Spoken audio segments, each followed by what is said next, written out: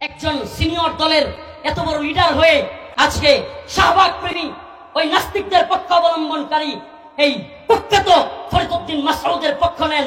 ফরিদউদ্দিন মাসউদকে বাঁচানোর জন্য তাকে আল্লামা বানিয়ে দিচ্ছেন।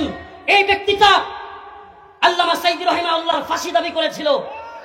এই সেই কুখ্যাত ব্যক্তি। আমি অবাক, বড় অবাক। গতকাল আর আজকে দেখছি তার সেই ছবিটা বাংলাদেশের বিশেষ একটা দলের সদস্যরা ফেসবুকে প্রচার করে গোটা দেশ গরম করে দিয়েছে। দেখো তোমাদের হুজুরের অবস্থা, হুজুরের হাতে বিড়ি, হুজুরের গায়ে গেঞ্জি, হুজুরের পরনে প্যান্ট। ওই মেয়ের ছবিটা দেয় নাই, কিন্তু বাকি বিড়ি সিগারেটের যে ছবি এটা দিয়েছে। দেখো, আর শরীর নিয়ে মন্তব্য তো আছেই। আরে ভাই, শরীর কারো শরীর তার নিজের সৃষ্টি না। আপনাদের দেহকে আপনাদের নিজের। রফিকুল ইসলাম মাদানী সম্পর্কে শেখ আলী হাসান উসামা হাফিজাউল্লাহ লিখেছেন, রফিক মাদানীর দৈহিক গড়ন কি তার নিজের সৃষ্টি নাকি আল্লাহর দান? যদি আল্লাহর দান হয় তাহলে আপনি তা নিয়ে কটূক্তি করার কে?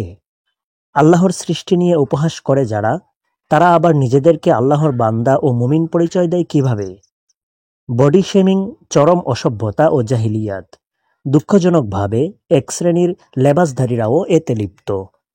মূলত নদীর পাড়ের ইয়াবা দলের কিছু অন্ধ মূর্খ মুরিদ রফিকুল ইসলাম মাদানীর ভুল ধরছে এবং তার বিভিন্ন বিষয় নিয়ে তারা প্রচুর ট্রল করছে। কারণ এই রফিকুল ইসলাম মাদানী চরমোনাইয়ের বিভিন্ন মূর্খতাকে ফাঁস করে দিচ্ছে। ওদের ভুলগুলো ধরিয়ে দেওয়ার কারণে মূর্খ মুরিদেরা রফিকুল ইসলাম মাদানীকে দেখতে পারে না। অথচ এই ছোট্ট একটা মানুষের বুকে যে অসীম সাহস এবং প্রকাশ্যে হক কথা বলার যে দৃঢ়তা, এটি সত্যি গর্বের বিষয়।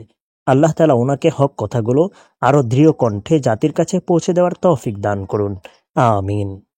অথচ এদিকে গণতন্ত্রের জন্য একটা ঘুষি খেয়ে রক্তাক্ত হয়ে যে কান্নাকাটি করল পীর সাহেব, না জানি হক কথা বলে কয়েক বছর জেল বা আয়না ঘরে থাকলে কি যে করত।